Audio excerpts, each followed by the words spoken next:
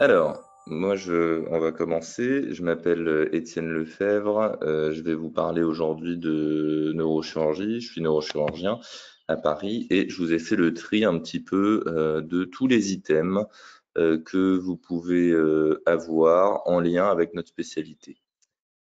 Vous voyez que certains items se recoupent, hein. Vous avez entendu parler des adénomes hypophysaires en endocrinologie, vous entendez parler des radiculalgies en rhumatologie, mais dans tous ces items, il y a des paragraphes qui sont rédigés par des neurochirurgiens. Ces chapitres sont repris dans le collège de neurochirurgie.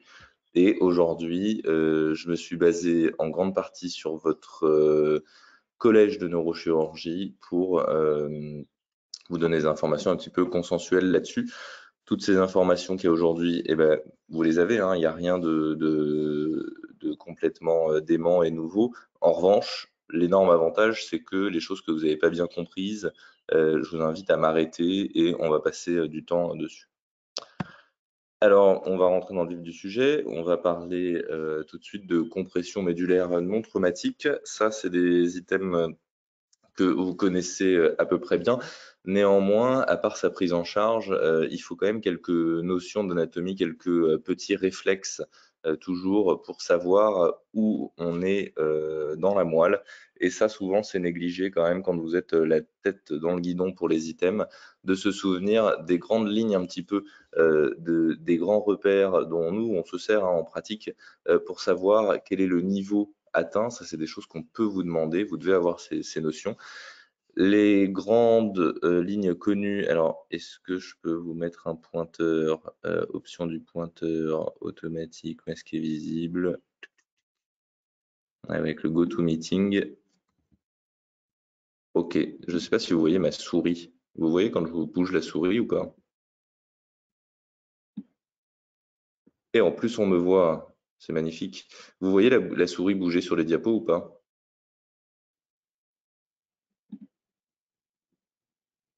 Oui, oui, on voit la souris. Ok, parfait.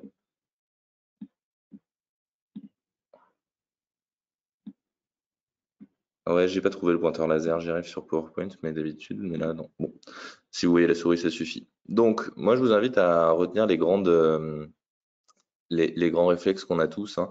On sait que les tétons, c'était 4, que le nombril, c'était 10, et ensuite, les jambes, bah, il faut toutes les connaître, hein. Il faut connaître tous les trajets des sciatiques. Ça, en général, ça a beau être trivial, pourtant, ça reste quand même quelque chose d'assez mal connu.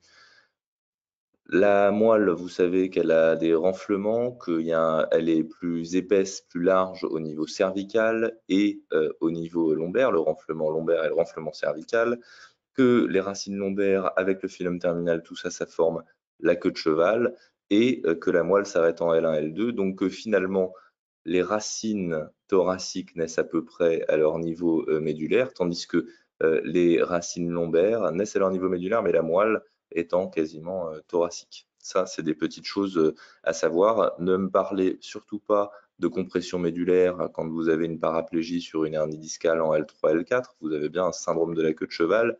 Et ne me parlez pas de paraplégie en T12 si vous avez une compression de la moelle sur une fracture T12 qui comprimerait le renflement lombaire avec une paraplégie plutôt en L2.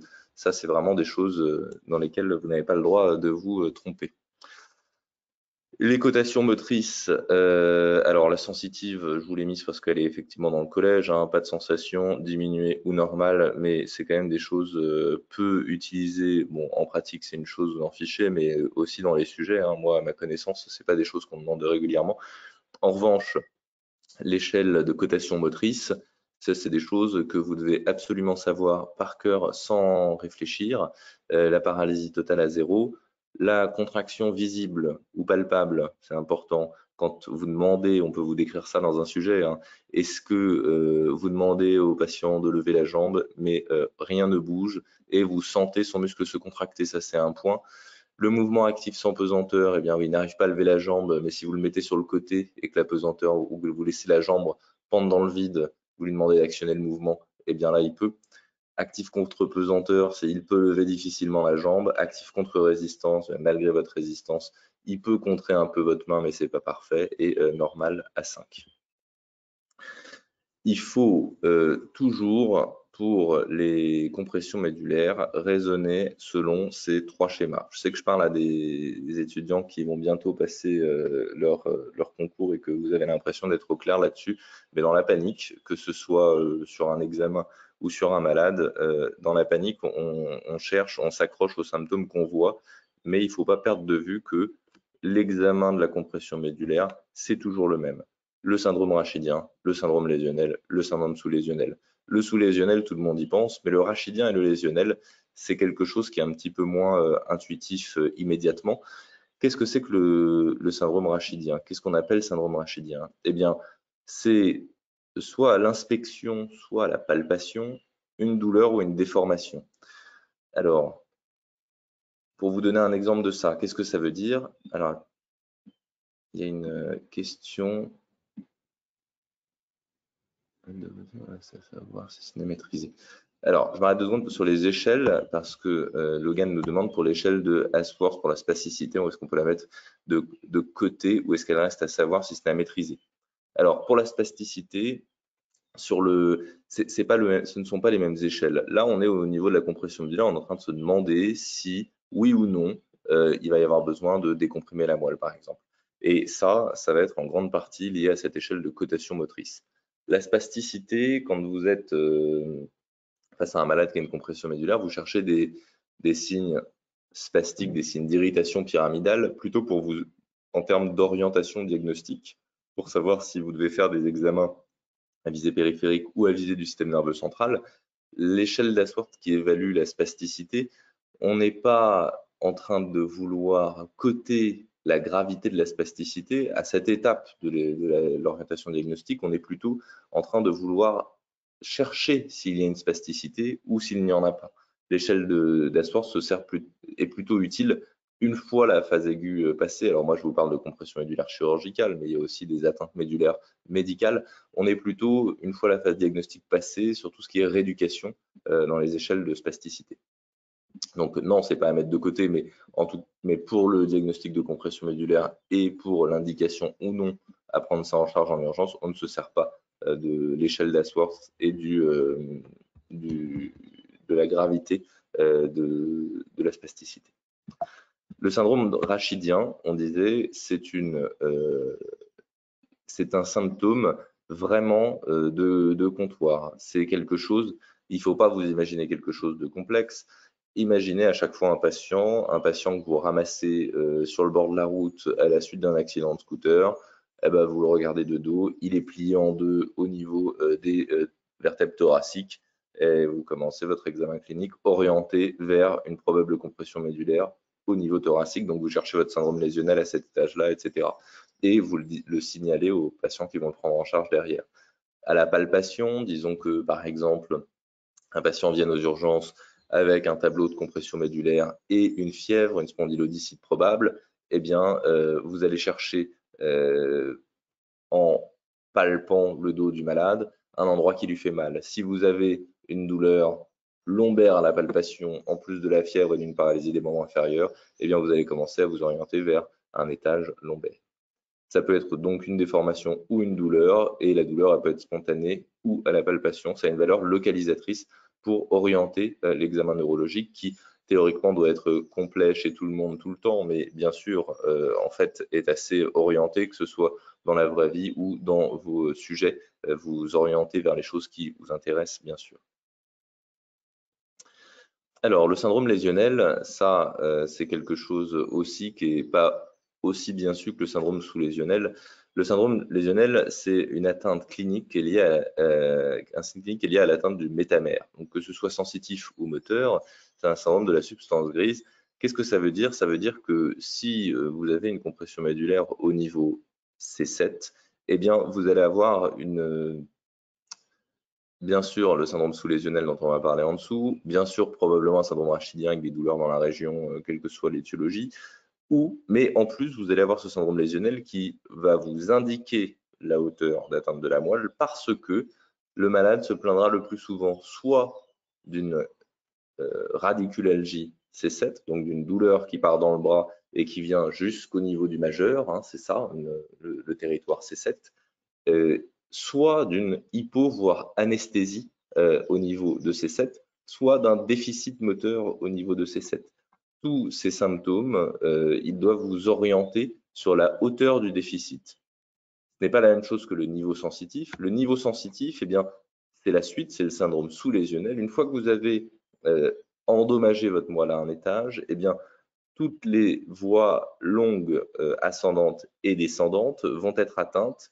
Et pour les voies descendantes, c'est-à-dire les voies motrices qui descendent du cerveau à la périphérie du corps, pour les voies descendantes, vous allez avoir un déficit moteur et vous allez essayer de coter exactement quel muscle est déficitaire et quel muscle ne l'est pas pour trouver l'étage atteint. Ce qu'on peut faire de plus facile, eh bien l'atteinte lemniscale, c'est-à-dire la sensibilité épicritique classique. Quand vous allez la tester chez un malade, vous allez lui demander s'il sent, s'il sent, s'il sent. Ah, et au-dessus du téton, il sent plus. Et en dessous du téton, il sent. Donc, vous êtes, selon le schéma de tout à l'heure, probablement en T4. En plus de cette distinction qui est le niveau sensitif, qui est le syndrome sous-lésionnel lemniscal, qui est que on a une atteinte de ces voies jusqu'à un niveau donné, eh bien, si vous avez un niveau sensitif T4, vous allez voir que vous avez aussi une radiculalgie T4, voire T3, selon l'atteinte précise de la moelle. L'atteinte extralemniscale, eh bien, ce sont les voies spinothalamiques, les douleurs, les sensations de douleur et de température, puis les troubles vésico-sphinctériens avec notamment des problèmes d'érection. Voilà comment sont organisés. J'aime bien ce schéma pour vous donner 2-3 exemples. Je vais vous demander de participer. Vous êtes 4, en plus à l'écrit, ça devrait aller. Voilà comment s'organisent les voies descendantes et ascendantes sur une vue que j'aime bien où on a saucissonné la moelle. En haut à droite, vous avez la tête. En bas à gauche, vous avez les membres. Qu'importe l'étage utilisé. Je vous ai représenté en rouge ici les voies pyramidales qui descendent. En bleu, les voies spinothalamiques qui décussent à chaque étage, comme vous le savez, elles passent près du canal central de la moelle, et les voies lemniscales qui, elles, ne décussent pas, montent dans le cordon postérieur de la moelle et iront décusser avec les voies pyramidales à peu près, en tout cas dans le bulbe. Alors, si on prend, voilà, je vais peut-être pouvoir dessiner, ce serait pas mal, stylé. Si je vous prends un syndrome que vous devez connaître, le syndrome de Brown-Séquard. Le syndrome de Brown-Séquard, c'est une hémisection de moelle. Si je vous coupe cette moelle, est-ce que vous pourriez rapidement me répondre dans les questions quelle est la symptomatologie qu'on va avoir?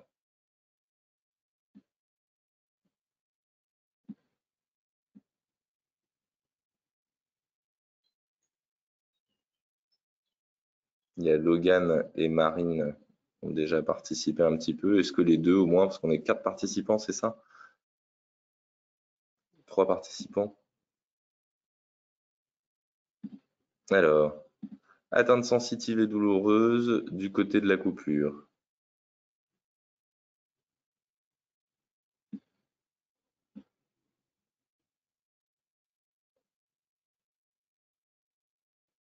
Marine, est-ce que tu veux essayer ou déjà parti?